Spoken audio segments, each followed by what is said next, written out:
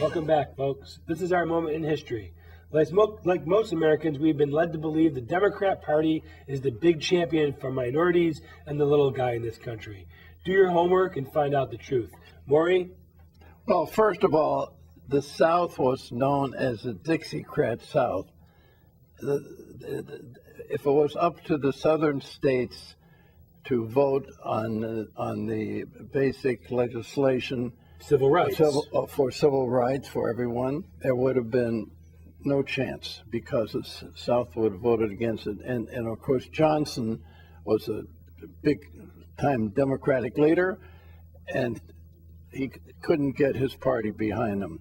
So he brought in Everett Dirksen, famous senator from the Republican Party, and he said, Ev, 50 years from now, when we have passed this wonderful civil rights legislation for the minorities, people won't remember Lyndon Baines Johnson. They'll remember Everett Dirksen, the leader of the... They'll remember who?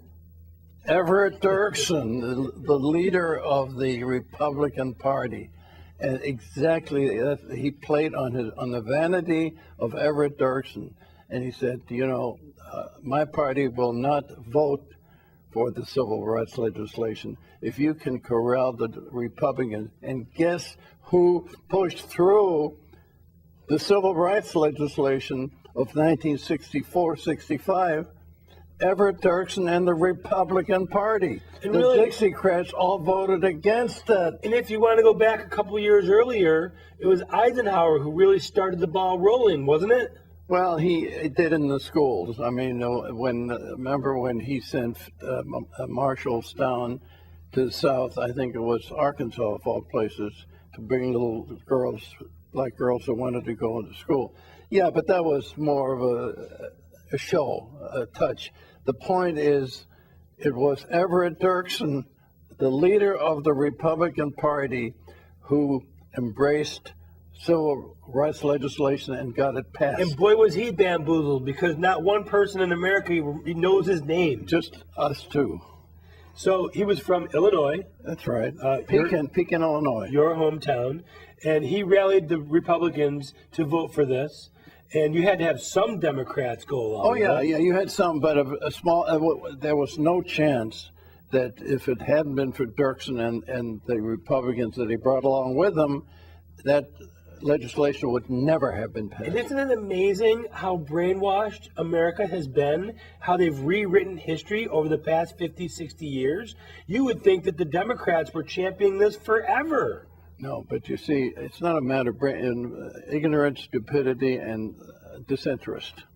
People don't understand history. People don't want to know history, and they want history to be what they're told it is today. Okay, that leads us to our email question of the day. It comes from Friedrich in Innsbruck, Austria.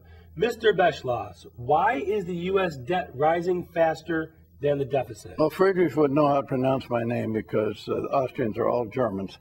It's a good question. The reason for the fact that there are so many things that are off budget that are being spent by the government that you never know about. So he's saying, how come if we say we're going to have a $450 billion deficit, how come suddenly the debt goes up much higher? You've got bankruptcies, remember those solar panel companies that went bankrupt? There's a lot of stuff on this side. There's a lot of corruption going on.